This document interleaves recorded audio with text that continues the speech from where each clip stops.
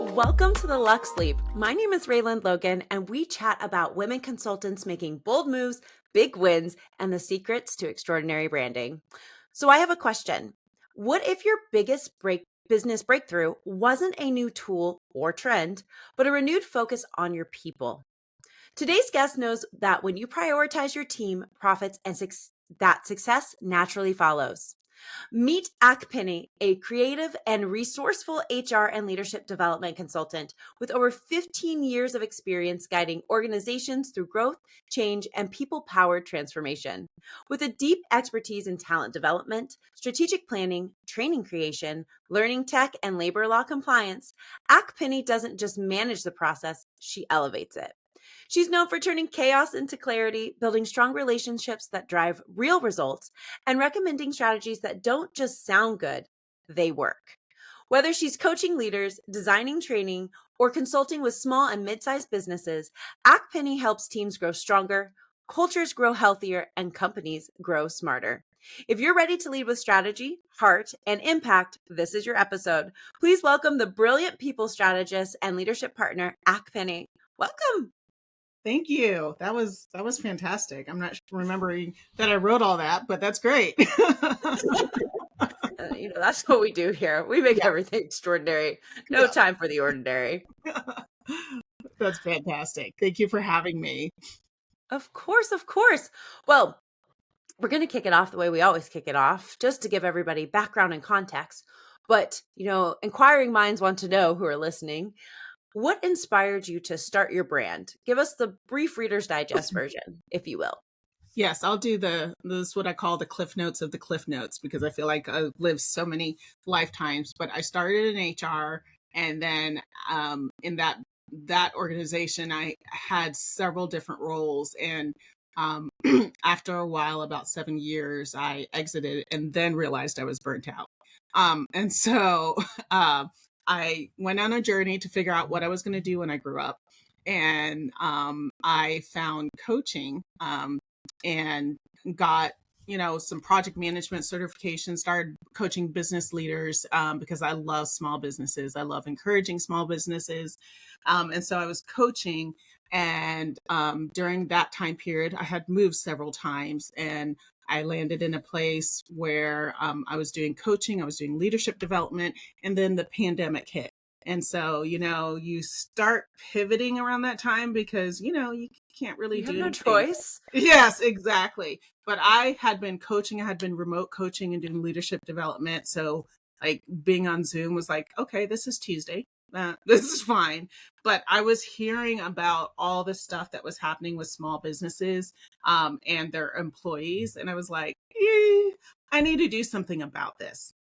And so I went back into corporate HR because I wanted to help the concept of the leadership and the people and them working together and going through that. And while I was in the middle of doing that, I was helping this one business, and then I heard about HR consulting, and I was like, why didn't I hear about this before? I can help multiple businesses at the same time, and I can combine my love of coaching with HR consulting. And so I transitioned out of that company and just started doing HR consulting, and I absolutely love it. Love it. Oh my gosh, that's incredible. Yeah. And just the journey of like finding the Cliff Notes of the Cliff Notes. Mm-hmm. I mean, at this point between COVID and now, I feel like we've all lived about 50 lifetimes. Yes. So, and we continue to do so every day. Yes, indeed. But thinking about that, and even thinking about an easier time, whatever those were, whatever when dinosaurs roamed the earth. What was a pivotal moment in your brand's journey that really defined where you are today? So, there's always different pivot moments, like the time when I left my job and was trying to figure out what I wanted to do when I grew up. And that, I think, was a thing of what am I trying to do? What am I trying to accomplish? And then when I started my coaching business, I was still kind of like, okay, where do I fit in this world? because there's a lot of coaching. There's a lot of coaches, leadership development coaches, business coaches, and I was good at what I did, but I was like, how do I make the most impact? How do I help people um, influence their spheres of influence? I use that word again, but anyway, I think one of the most pivotal moments was quite truly, I was at that corporate job and it was going not great. And I had to take a leave of absence. And I realized, as I was talking with my husband, that I wanted to work with small business, but I also have a level of HR expertise. And that's when I was like, I can do the small business work and give them the HR expertise that they usually can't afford because they usually can't afford a full-time HR person. And so that was kind of a scary point because I was like, okay, how do I go about doing this? And I was looking at all these HR firms, and a lot of them work with bigger businesses, like medium sized to bigger businesses. And I think the pivot point was I was coming back to my corporate job. I was coming back from the leave of absence, and I was like, I can't do this. I can't go back. Yeah. So I went forward, and so yeah, I think that where I am now was because of that time period. That time period where Mm. the Sunday scaries came in like Yeah. exponentially hard. Oh yeah, my husband didn't understand this term Sunday scaries because it's like it really isn't that bad. But when I woke up several weeks in a row crying, like woke up crying, he's like, I think I understand this term now. Like I'm like, yeah, this is the thing. This is the thing. So yeah. It's like, sir, it means you don't hate your job. Hmm. Yeah. Oh, And he had a tough job. So there were times where I was trying to get him out of where he was. But when he understood what was happening with me, he's like, okay, I get this. yeah. I totally get this. So I Because it have the isn't. best husband in the world. He was just so encouraging. Oh, I love Yeah. it. People can fight me, but that's all right. Shout out to all the really incredible men out there in the world. Right now, we need more of you. Don't Yeah. stop. Yeah, exactly. Just keeping it real. Yeah. There's a lot left to be desired these days. So when we look forward, Hmm. you just said it. You're like, instead of looking back, you move forward. But we look even more forward Hmm. and where the world is going today. What are your long-term goals for expanding your brand's impact? So I just went through a business incubator class and they asked me, okay, like, what's your exit strategy? And I'm like, I'm just getting started. What do you mean, what's my exit strategy? Um, but we're talking about, okay, how are you growing your business and who are you going to leave it to? And that made a huge impact on me. I was like, who am I leaving my legacy to? And that was a past iteration of one of my taglines is um, be a boss, expand your empire and leave a legacy. And so my thought was to help these small businesses, and I wanted to work myself out of a job. Yeah. That's what I want to do. I want to do my job so well that they are growing um, to the point that they need a full-time HR person, and I will, help them find that HR person. But I also know that there's a lot of small businesses and that they need a lot of help. And I also know in the how do you call it, in the landscape of where we are, there's a lot of HR professionals that are not employed, and it's really hard because the first thing to go when they're cost cutting is recruiters and HR, and that's often the last thing. And so I'd actually like to be kind of like a I'm not sure, an umbrella for Mhm. those HR professionals to get them connected with small businesses who who need help. And so I think this is a new thing and this is a vision that I'm like, okay, I'd like to see this work. How do I make this work? And honestly, it's a part of doing it's networking and doing a good job. Both of Mm-hmm. those would, I think, would see that come to fruition. That's incredible. It actually makes me think of a few people to intro you to. If I'm Okay. this as I'm noodling and I'm listening to the things that you're saying, Yeah. there's always someone. I feel like my sphere of influence, just Hmm. keep using that throughout this, is so wide that I'm like, Hmm. that reminds me of what this one person is doing, but wanted to transition out of that. And so Yeah. it's very amazing what happens in these shows and then behind the scenes, Yeah. because I love hearing everyone's goals. I'm like, wait a second, we might be able to make that happen faster. Yeah. We can do that. That's what We I can love totally do about talking and being with like-minded people, because again, we're going to beat this horse to death. Our spheres of influence are different, but they overlap in that. different areas. And if we want to build up each other, if we want to build up our society, then there's not really anything such thing as a competition. It's more of a collaboration. Even other HR consultants, I'm like, how can I support you? Because if you're successful, I'm successful.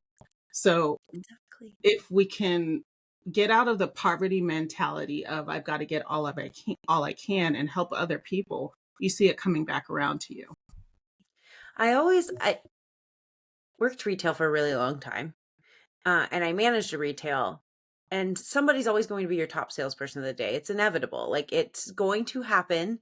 It's circumstance. It's who you ended up helping. There's so many factors, right? Hmm. And it's the same thing within our own industries. Like, I'm friends with a ton of brand agency owners.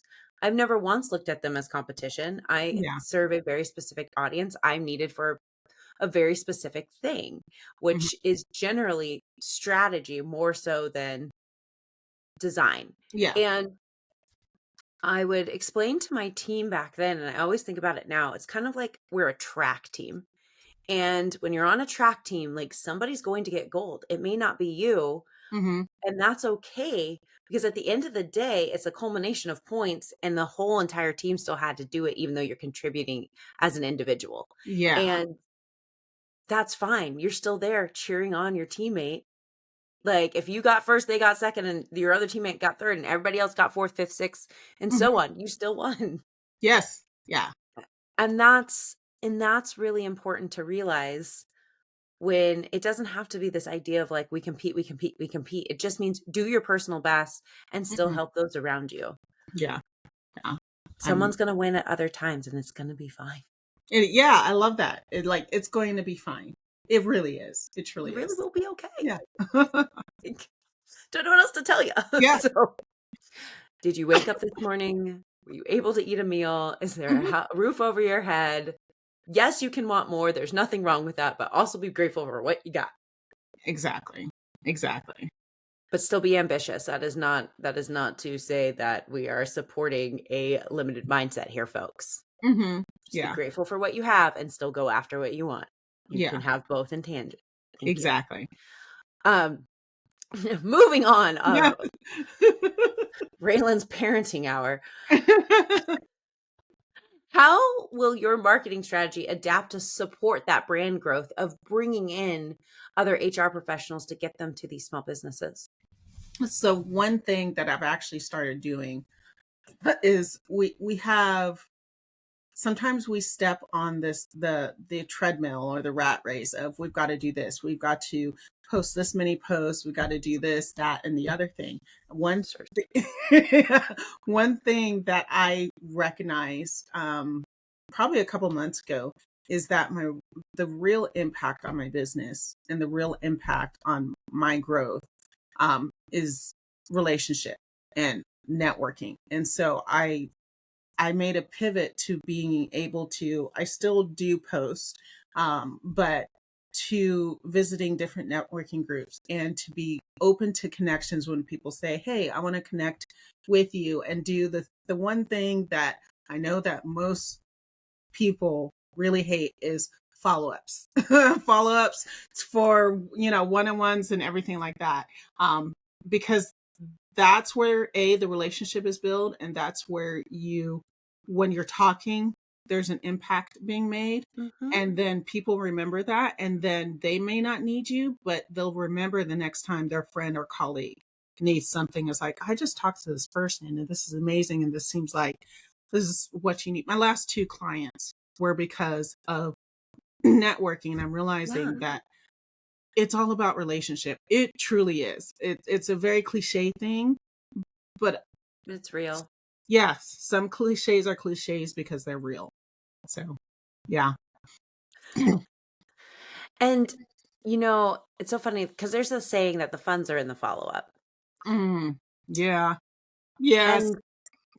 And and it's true. And then people also have this like in this idea that it's so wrong that you grow from word of mouth, that you Mm, have to have ads and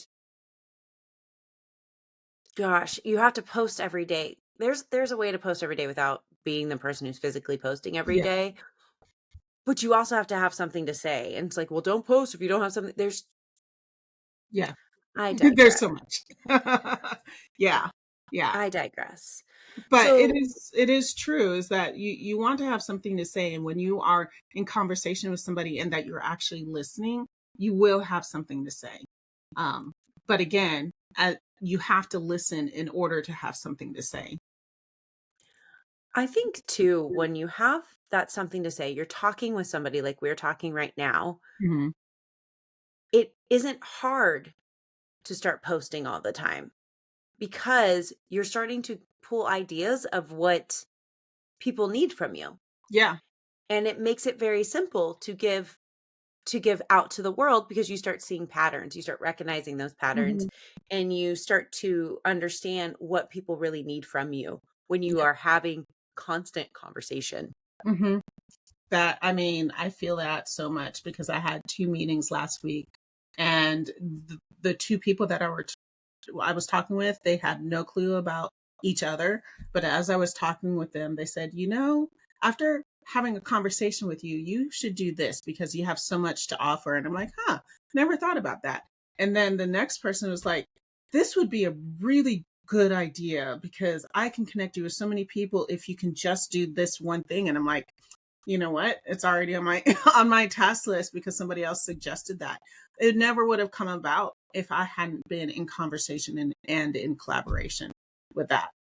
Well, now I want to know what that one thing is because if anybody's listening, they might need it too. If two Um, people need it, yeah, yeah. One of the things is I'm working with small business owners, and they a lot of them are doing everything themselves, but they're not specialized. And one of the things that one of the people said is that I should do a white paper and a webinar on the difference between contractors and employees because there's so many changing laws about that. It would be nice to have some sort of idea of how to go about doing that like because what's the difference? yeah, yeah, there is a difference. There, like, basically it comes back down to control. Do you control their schedule? Do you control how they work? And do you control their payroll taxes and everything like that? But there, what's really frustrating about it is there's these five qualification, but it comes out to it's in the general idea. So it's not something specific because, why make things easy? Well, I love simplicity, but Yeah. I also firmly believe it is the hardest thing you can do. Yeah. Yeah, for sure. Yeah. I like to try and make it simple, and there's different things that you can do. Is like, okay, I hit this point, I hit this point, I hit this point. I haven't hit the fourth point, but I'm solid in these points, so I think I can. I'm going forward. So yeah, Do it. yeah. Third It's person encouraged me, so yeah, it's done. I'm like, just do it. What's the worst that's going to happen? It fails. Okay. Yeah, yeah. And I don't Then believe in nobody knows about failing. it. Yeah, I don't believe in failing. It's falling forward. And as long as you get Exactly. up, you're always making progress. Thank you for saying that. I always look at my son. I'm always like, what's the worst that's going to happen? You fail. And he goes, well, then mom, this is going to happen. I go, okay, but would you learn from it? And he goes, like, yeah, that's what I thought. Go for Yeah, gold. I love those moments when you're like, I hate that you're right, mom, but you are. Oh man, the parenting of an 8-year-old boy should just be Hmm. documented as just a book, just that age. Yeah. Hmm. Yeah. You'll have What it taught me volumes of about teaching. adulting. Yes. Just call me when they're all middle schoolers. My my standing joke is that I'm sitting in boarding school. I can't do it. Hmm. I also wouldn't survive my child being at boarding school, so also not happening in real life. Yeah. You're like, okay, I have a dilemma here. I'm like, but I love you. Don't leave me. At the same Alrighty. time, go stand in that corner. Yes. Don't talk though, just be cute. Just go Yeah. back to being cute. I miss toddler ages. Mother's Day made me really put it all in perspective. And I was like, oh, you were so squishy. And now you're not. Why? You talk back. Oh, what was it the other day? I told him he needs to start ignoring people at school when they're being difficult. This has to wrap back around to business somehow, some way, everybody. But I had told Gray, I was like, just ignore them. Like, just please ignore them. Like, I can't go back to the principal's office. Stop. And I do a lot for the school, so I'm always there. So it's even like Hmm. more embarrassing. Um, so it doesn't matter if you volunteer all the time, guys. Your kids could still be in the principal's office all the time. Yeah. Anywho, I'm asking him to do something last night. I'm like, Grayson, I really need you to do this. Like, please do this. And he's just intentionally ignoring me. I go, I know you hear me. Come on. Like, I need you to do this. She goes, well, Mom, I'm practicing ignoring like you told me to do in school. Oh no. If only this level of cognitive strong Mm. behavior showed on your test scores. So to go back to your masterclass and white paper about the difference between contractors and employees Mhm. is just got to keep practicing it because eventually it'll work. Yeah. Yeah. Don't be afraid to move forward in things, but also make sure that you get the information that you need. Like the information's out there. It's not always easy to pull together, but it is out there. And so also, and I've dealt with this, just because you're a small business doesn't mean you can fly under the radar. So don't do things deliberately wrong and think that you can get away with it, because you could for a little while, but the penalties build up. So That's very true. yeah. And when they do, it hits like a freight train. Oh my goodness. Yeah. Yeah. Yeah. My first client, she came to me because she had already been handed several fines and penalties by the Department of Labor. She goes, I didn't even know these were the thing. I was like, yeah, ignorance will not save you. It really won't. No, Yeah. it really won't. And sometimes we have to be really intentional, and building in a vacuum doesn't work that way. That's putting on my business coach hat is, don't try to do it alone. Like even other successful business owners will say, get you a bookkeeper, get you this, that, and the other. And then, even if they say, well, I got this done, like I can show it to you. It's better if you hire somebody like, an HR consultant, but always be in community. Always. Hmm. All right, my friend. I'm going to switch gears on you, and I'm going to ask the two funnest questions we have for Okay. everyone. Okay. Are you I'm ready. ready? Think so. I It's think kind so. of like playing Jeopardy. Okay. I love It's Jeopardy. nothing like playing Jeopardy, actually. I just said that to scare you. And your lean forward made me giggle. You're like, Yeah. what is it? See, my husband and I are extreme nerds, so we're like, bring it on. Bring it Bring on. it on. I will take Pop Mhm. Princesses for 500. Yes. But Pop Princesses get to live this, and I want to know what it looks like for you. What does a day living a luxurious life look like for you? Oh, wow. Okay. Okay.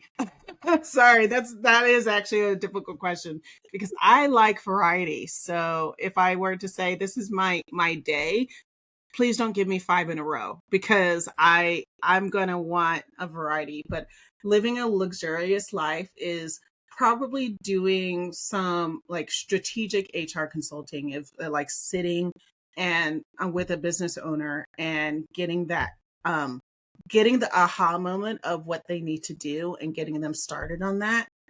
And then probably like getting some invoices out because that makes me feel good that I've been doing my work. Um, what else would I do on in a luxurious a day in the luxurious life of Akpene? Um, honestly, then I would sit down and I have a side passion of doing uh, holistic cosmetics because I'm allergic to everything. And so I love pulling stuff together that won't affect my skin and stuff like that. So I have several things that I do, and I get in the zen, zen zone of making like creams and lotions and even perfumes. I got in a perfume kick lately, so um, spending a couple hours doing that, and then when my husband comes home, just chilling with him, like reading, playing games. We love games, and then ready to get at it the next day of something I completely different. So, yep, that's what it looks I like. love it. Yeah, We're big game players over here too. yeah, Like yeah. I live for them, love them.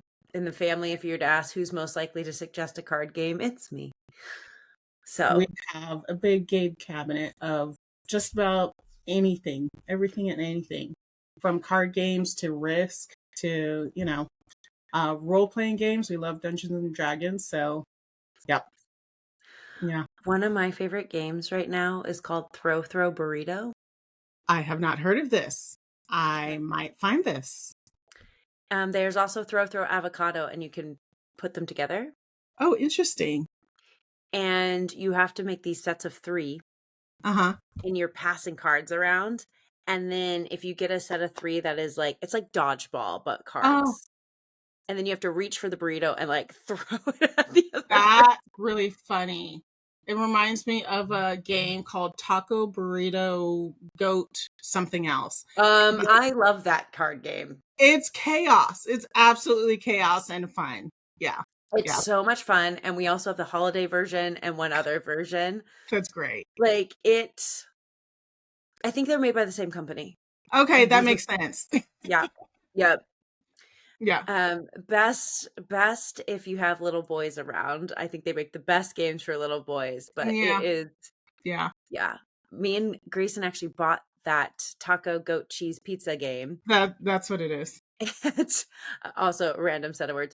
When we went on a trip to Virginia, just the two of us for a family reunion, Hmm. and it was like the easiest thing I could find to play with. At the time, he was either 6 or 7, Hmm. and so we're just like holed up in our little Airbnb, just slapping cards. Yeah. It's a good time. Good times. All right, Yes. last Okay. one, best one. Okay. When people love games, you can always tell because we all are like, "Have you tried Yeah. this one? Have you tried that Have you one?" tried this one? Yeah. I would have Um, to say, if I could say, find this game called Muffin Time. It's amazing. It's a group game and it is utter chaos and absolutely wonderful. So, Okay, I will find Muffin Time. Hold on, yes. everybody. Let me find a post-it.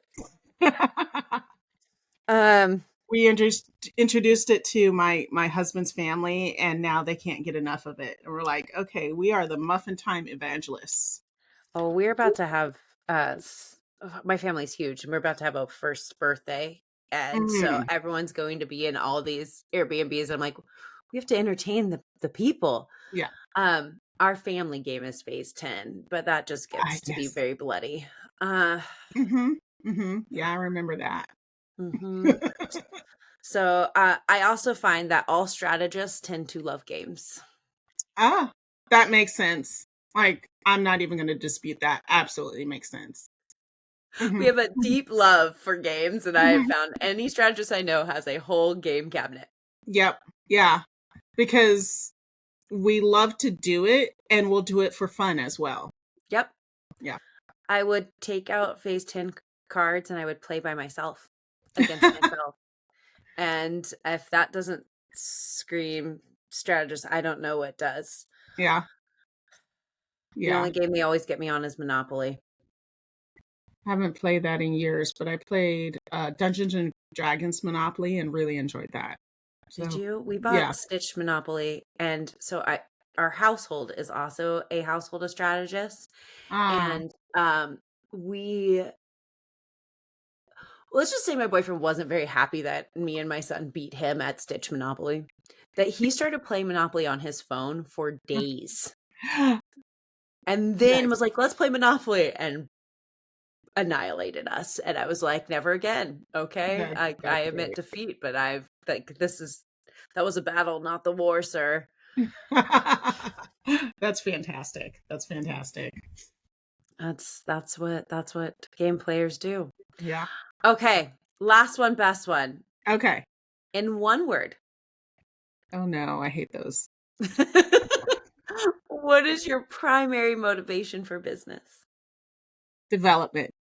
Why? That was easier than I thought.